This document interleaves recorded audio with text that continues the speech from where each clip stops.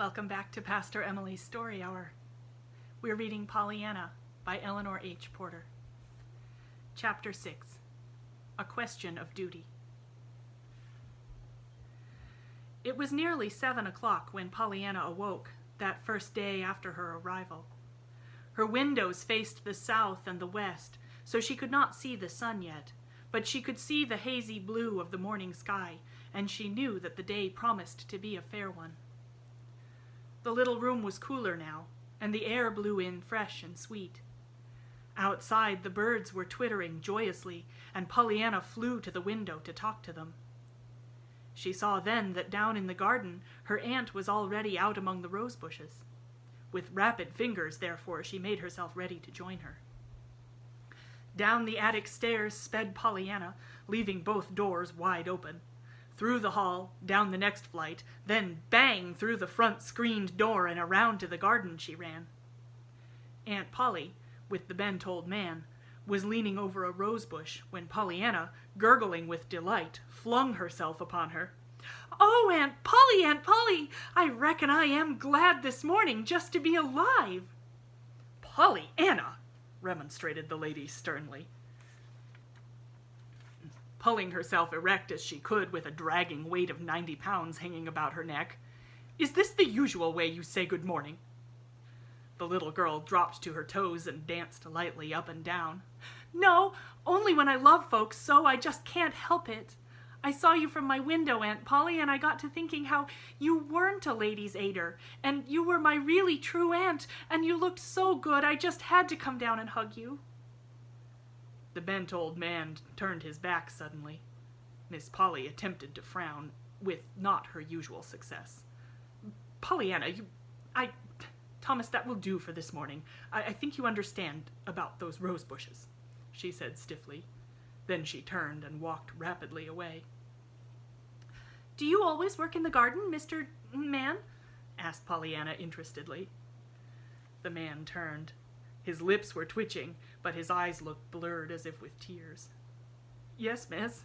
I'm old Tom, the gardener," he answered. Timidly, but as if impelled by an irresistible force, he reached out a shaking hand and let it rest for a moment on her bright hair. "You are so like your mother, little miss. I used to know her when she was even littler than you be. You see, I used to work in the garden then." Pollyanna caught her breath audibly. "You did? And you knew my mother, really? When she was just a little earth angel and not a heaven one? Oh, please tell me about her." And down plumped Pollyanna in the middle of the dirt path by the old man's side. A bell sounded from the house. The next moment, Nancy was seen flying out the back door. "Miss Pollyanna, that bell means breakfast. Mornin's," she panted, pulling the little girl to her feet and hurrying her back to the house. "And other times it means other meals. But it always means that you're to run like time when ye hear it, no matter where ye be. If ye don't, well, it'll take something smarter than we be to find anything to be glad about in that," she finished, shooing Pollyanna into the house as she would shoo an unruly chicken into a coop. Breakfast, for the first 5 minutes, was a silent meal. Then Miss Polly, her disapproving eyes following the airy wings of 2 flies darting here and there over the table, said sternly, "Nancy, where did these flies come from?" "Oh, I don't know, ma'am. There wasn't one in the kitchen." Nancy had been too excited to notice Pollyanna's upflung windows the afternoon before. "Oh, I reckon maybe they're my flies, Aunt Polly," observed Pollyanna amiably. "There were lots of them this morning, having a beautiful time upstairs." Nancy left the room precipitately, though to do so she had to carry out the hot muffins she had just brought in. "Yours?" gasped Miss Polly. "What do you mean? Where did they come from?" "Why, Aunt Polly, they came from out of doors, of course, through the windows. I saw some of them come." "You saw them? You mean you raised those windows without any screens?" "Why, yes, there weren't any screens there, Aunt Polly." Nancy, at this moment, came in again with the muffins. Her face was grave, but very red. "Nancy," directed her mistress sharply, "you may set the muffins down and go at once to Miss Pollyanna's room and shut the windows.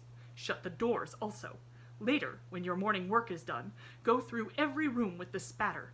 See that you make a thorough search." To her niece, she said, "Pollyanna, I have ordered screens for those windows. I knew, of course, that it was my duty to do that. But it seems to me that you have quite forgotten your duty." "My duty?" Pollyanna's eyes were wide with wonder. "Certainly. I know it is warm, but I consider it your duty to keep your windows closed until those screens come. Flies, Pollyanna, are not only unclean and annoying, but very dangerous to health. After breakfast, I will give you a little pamphlet on this matter to read." "To read? Oh, thank you, Aunt Polly. I love to read." Miss Polly drew in her breath audibly. Then she shut her lips together hard. Pollyanna, seeing her stern face, frowned a little thoughtfully. "Of course, I'm sorry about the duty I forgot, Aunt Polly," she apologized timidly. "I won't raise the windows again." Her aunt made no reply. She did not speak, indeed, until the meal was over. Then she rose, went to the bookcase in the sitting room, took out a small paper booklet, and crossed the room to her niece's side. "This is the article I spoke of, Pollyanna. I desire you to go to your room at once and read it. I will be up in half an hour to look over your things." Pollyanna, her eyes on the illustration of a fly's head many times magnified, cried joyously, "Oh, thank you, Aunt Polly!" The next moment she skipped merrily from the room, banging the door behind her. Miss Polly frowned, hesitated, then crossed the room majestically and opened the door, but Pollyanna was already out of sight, clattering up the attic stairs. Half an hour later, when Miss Polly, her face expressing stern duty in every line, climbed those stairs and entered Pollyanna's room, she was greeted with a burst of eager enthusiasm. "Oh, Aunt Polly, I never saw anything so perfectly lovely and interesting in my life. I'm so glad you gave me that book to read. Why, I didn't suppose flies could carry such a lot of things on their feet, and—" "That will do," observed Aunt Polly, with dignity. "Pollyanna, you may bring out your clothes now, and I will look them over. What are not suitable for you I shall give to the Sullivans, of course." With visible reluctance, Pollyanna laid down the pamphlet and turned towards the closet. "I'm afraid you'll think they're worse than the Ladies' Aid did, and they said they were shameful," she sighed. "But there were mostly things for boys and older folks in the last 2 or 3 barrels, and did you ever have a missionary barrel, Aunt Polly?" At her aunt's look of shocked anger, Pollyanna corrected herself at once. "Oh, I know, of course you didn't, Aunt Polly," she hurried on with a hot blush. "I forgot, rich folks never have to have them. But you see, sometimes I kind of forget that you are rich, up here in this room, you know." Miss Polly's lips parted indignantly, but no words came. Pollyanna, plainly unaware that she had said anything in the least unpleasant, was hurrying on. "Well, as I was going to say, you can't tell a thing about missionary barrels, except that you won't find in 'em what you think you're going to, even when you think you won't.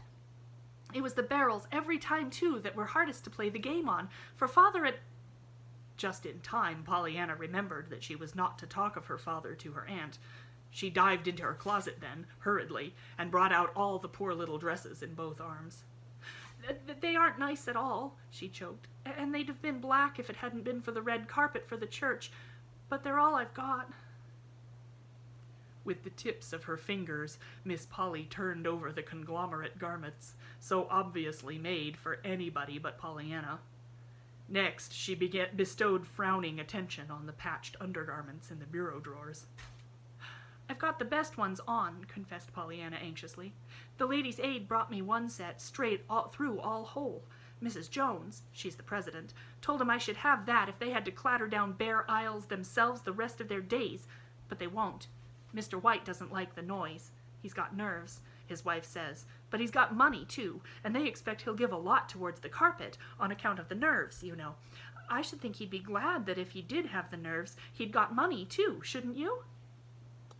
Miss Polly did not seem to hear. Her scrutiny of the undergarments finished, she turned to Pollyanna somewhat abruptly. "You have been to school, of course, Pollyanna." "Oh, yes, Aunt Polly. Besides I was taught at home some, too." Miss Polly frowned. "Very good. In the fall you will enter school here, of course. Mr. Hall, the principal, will doubtless settle in which grade you belong. Meanwhile, I suppose I ought to hear you read half an hour each day." "I love to read, but if you don't want to hear me, I'd be just glad to read to myself, truly, Aunt Polly. And I wouldn't have to try to be glad either, for I like best to read to myself on account of the big words, you know." "I don't doubt it," rejoined Miss Polly grimly. "Have you studied music?" "Not much. I don't like my music. I like other people's, though. I learned to play on the piano a little. Miss Gray, she plays for the church, she taught me. But I'd just as soon let that go as not, Aunt Polly. I'd rather, truly." "Very likely," observed Aunt Polly with slightly uplifted eyebrows. "Nevertheless, I think it is my duty to see that you are properly instructed in at least the rudiments of music. You sew, of course." "Yes, ma'am," Pollyanna sighed. "The Ladies' Aid taught me that. But I had an awful time. Mrs. Jones didn't believe in holding your needle like the rest of 'em did on buttonholing, and Mrs. White thought backstitching ought to be taught before hemming, or else the other way, and Mrs. Harriman didn't believe in putting you on patchwork ever at all." "Well, there will be no difficulty of that kind any longer, Pollyanna. I shall teach you sewing myself, of course. You do not know how to cook, I presume." Pollyanna laughed suddenly. "They were just beginning to teach me that this summer, but I hadn't got far. They were more divided up on that than they were on the sewing. They were going to begin on bread, but there wasn't two of 'em made it alike, so after arguing it all one sewing meeting, they decided to take turns at me one forenoon a week, in their own kitchens, you know. I'd only learned chocolate fudge and fig cake, though, when I had to stop." Her voice broke. "Chocolate fudge and fig cake, indeed," scorned Miss Polly. "I think we can remedy that very soon." She paused in thought for a minute, then went on slowly. "At 9 o'clock every morning, you will read aloud 1/2 hour to me. Before that, you will use the time to put this room in order. Wednesday and Saturday forenoons, after 9:30, you will spend with Nancy in the kitchen, learning to cook. Other mornings you will sew with me. That will leave the afternoons for your music. I shall, of course, procure a teacher at once for you," she finished decisively as she arose from her chair. Pollyanna cried out in dismay. "Oh, but Aunt Polly, you haven't left me any time at all to live." "To live, child? What do you mean? As if you weren't living all the time." "Oh, of course I'd be breathing all the time I was doing those things, Aunt Polly, but I wouldn't be living. You breathe all the time you're asleep, but you aren't living. I mean, living, doing the things you want to do, playing outdoors, reading, to myself, of course, climbing hills, talking to Mr. Tom in the garden and Nancy, and finding out about the houses and the people and everything everywhere, all through the perfectly lovely streets I came through yesterday. That's what I call living, Aunt Polly. Just breathing isn't living." Miss Polly lifted her head irritably. "Pollyanna, you are the most extraordinary child. You will be allowed a proper amount of playtime, of course. But surely it seems to me, if I am willing to do my duty in seeing that you have proper care and instruction, you ought to be willing to do yours by seeing that care and instruction are not ungratefully wasted." Pollyanna looked shocked.